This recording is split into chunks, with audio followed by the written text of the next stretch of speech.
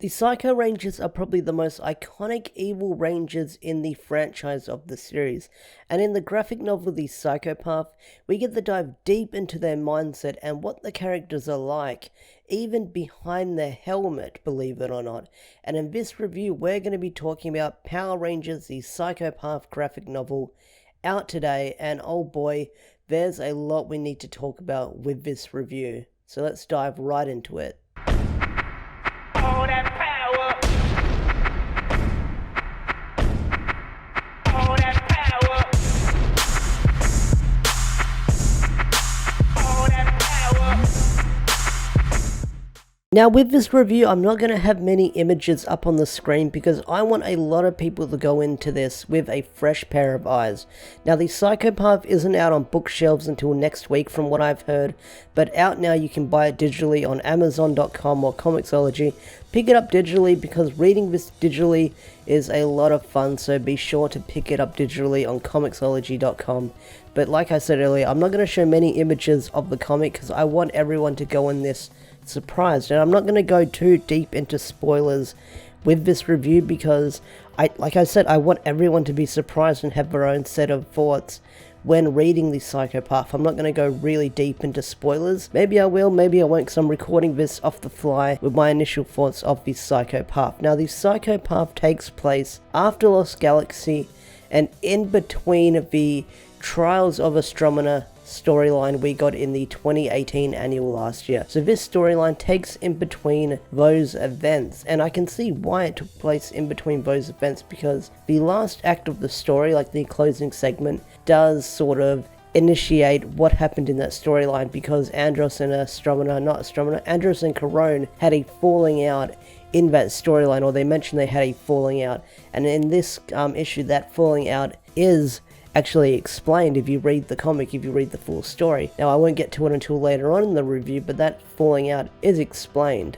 Now The Psychopath is written by Paul Aller and illustrated by Giuseppe Cafara. I do apologize if I butchered that name, I do apologize.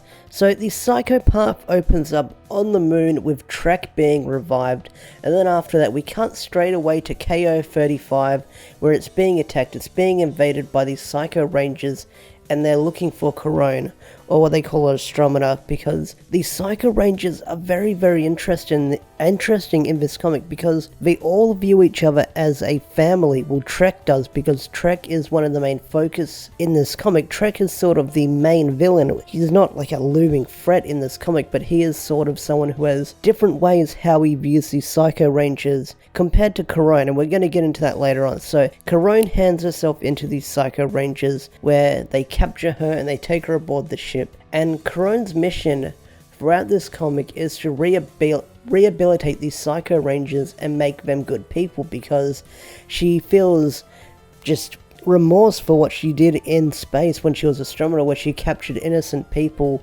erased their memories, broke them down and turned them into her weapons, into her tools, and she feels remorse for that. She wants to repent for her sins, for the things she did as Astromina. So she wants to basically rehabilitate the Psycho Rangers and make them good people, because she knows there is good in them, and her plan is basically to make them good people, make them think they have names, remember who they were, and her plan is to basically just destroy the Psycho Rangers and then re-download them in the data cards that we saw in Ghost of the Machines and in Lost Galaxy. She wants to basically make these Psycho Rangers good people and save them, and the reason why she does this is because if Andros could save her all those years ago, she wants these Psycho Rangers to be saved as well. And then we've got the side of Trek, who wants these Psycho Rangers basically just to kill and murder and basically live on the legacy of Dark Spectre just by killing and taking over planets and stuff like that.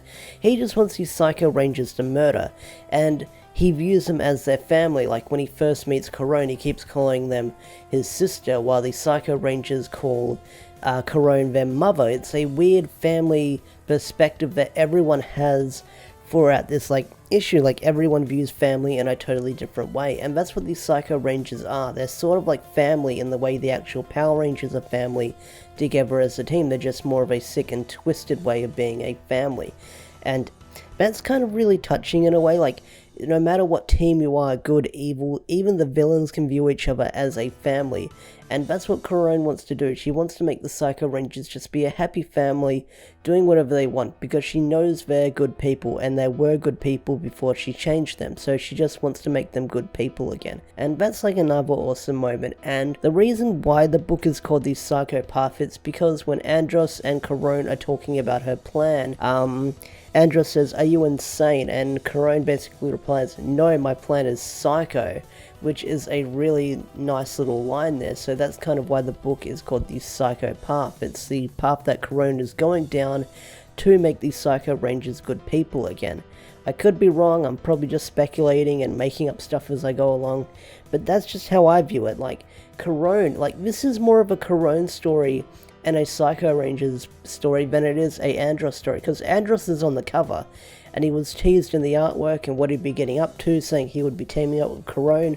That's not in there at all. Like, you barely see Andros, and he's barely in it at all. I mean, he plays a prominent role, but he doesn't get as much screen time as Karone or the Psycho Rangers. I mean, Andros does play his part in the book, but it wasn't the part that I was thinking he'd be playing when they announced it in all the press and the teasers and stuff like that. That totally threw me off board. Now, I might as well get into the spoilery stuff for the graphic novel. Now, this isn't groundbreaking spoilers. This is sort of like the little twist at the end, so if you don't want to be spoiled, or have a little timestamp where you can jump ahead and listen to that part of the review. So, the big spoilers for this comic I'm going to get into is you actually get to see what all the Psycho Rangers look demorphed, which is really cool. And one thing I really did like about the artwork is when you see the Psycho Rangers demorph, black, red, and yellow, they look just like how they are demorphed in the show, so it's sticking with that continuity. If you remember the episode Silence is Golden, where the Psycho Rangers took on human forms in the TV show, the artwork in the comic for the Psycho Rangers demorph, for those Rangers that I mentioned earlier, look exactly like those counterparts. So props to the artist for sticking with that continuity and using them for reference, because I had the fact checked if that's what they look like, because it's been a while since I've seen those episodes. So props to the artist over there. But I did like the design for like Psycho Pink and Psycho Blue. Those designs, they had really cool designs, especially Psycho Pink, because she sort of looks like one of the Destiny races in Destiny. I've been playing a lot of Destiny 2 lately, and one of her designs does look like the Warlock race, so that is really cool. What's unfortunate is we don't get to find out if the other Psycho Rangers belong to different Power Ranger teams, much like Psycho Green. That is left up in the air, so we're never going to find that out, so unfortunately. Also, we actually get to learn these Psycho Ranger names. Psycho Pink is called Noctria, there's Axe, Virgil, and Photon. Those are the names we learn for the other Psycho Rangers.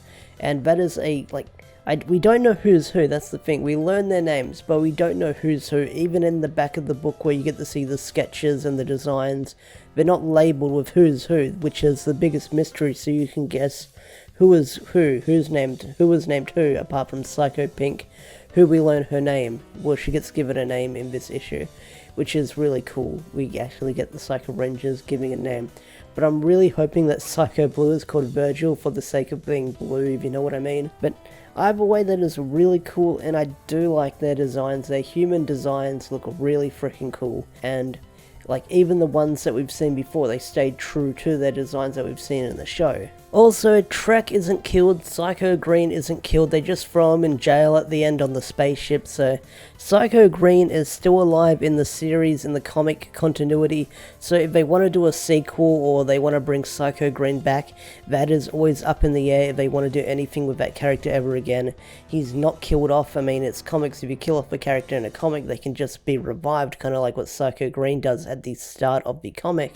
So if Psycho Green wants to get another spin-off or have his own story, or they do a sequel to the Psychopath or something like that, Psycho Green is up in the air to come back in the comics in any shape or form. So that is really cool. Psycho Green, maybe we'll see him in the future. I mean, I'm really hoping we get to see him in the future later down the line in the Power Ranger comic universe. Psycho Green is a very interesting character. He's become a fan favorite amongst the other Psycho Rangers, so hopefully we'll see him again. So the falling out between Andros and Karone that happens in this graphic novel. Now the reason why they have a falling out is because Karone let these Psycho Rangers go. She didn't go with her plan, she didn't destroy the Psycho Rangers like I said, where she planned on destroying them and then reprogramming them through the data cards. Karone decided to let them go and just give them a second chance. She thought, they're good people, they can be good people if I just let them do their own thing and they don't have the influence of the Psycho Green over them. They can be good people. And this upsets Andros because Andros is still upset with all the things they did, all the people they've hurt. They killed Kendricks, he even brings up. So Andros still has a lot of anger and... not anger, do I want to say anger? Like, he's got a grudge against these Psycho Rangers after what happened in Lost Galaxy, so Andros can't really forgive them for the things they've done. And Karone's point is, you gave me a second chance, you saved me, and I wanted to do the same thing for these Psycho Rangers by letting them live and giving them a second chance. Let me just bring up the quote now, as I'm looking at them. She says, "So I chose to trust them, I chose to give them a chance." And that's like the last thing she says in the comic before we cut away to the little epilogue with the Psycho Rangers at the end. So Karone was willing to give these Psycho Rangers a chance, even though they could turn bad, and she let them become good people, which in the little ending thing it seems like it. They're not going to become murderous people, they can be good people if given a chance, because they were programmed to kill and do those horrible things because that's what Karone made them do when she was Astrometer. So that's the reason why Karone is giving him a chance. She wants to rehabilitate them and let them be good people, but Andros doesn't like it. He's upset. He even breaks the little locket that he's had on him throughout these series and Power Rangers in Space. Like, that locket that he's got with the picture of Karone and Andros on them, like, them as siblings, like, he's had forever.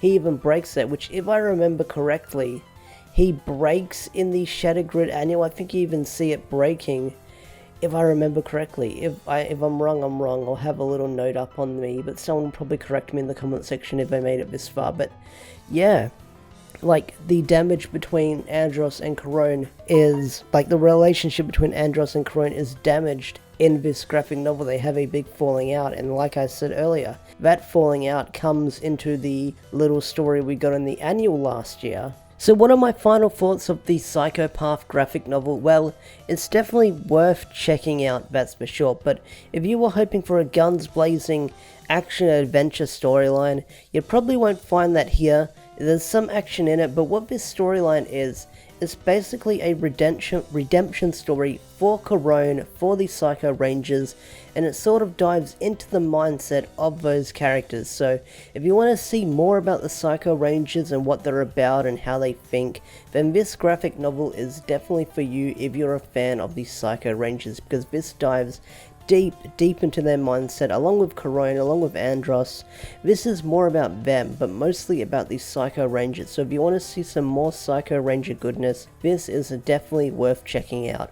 And like I said at the start of the review, if I remember if I said this in the start of the review, this graphic novel also contains the psychotic storyline where you get to see Psycho Green turn evil. So if you want to see that without buying the Year 2 annual, which is out of print, I believe, and they re-released it at a Comic-Con with a hardcover.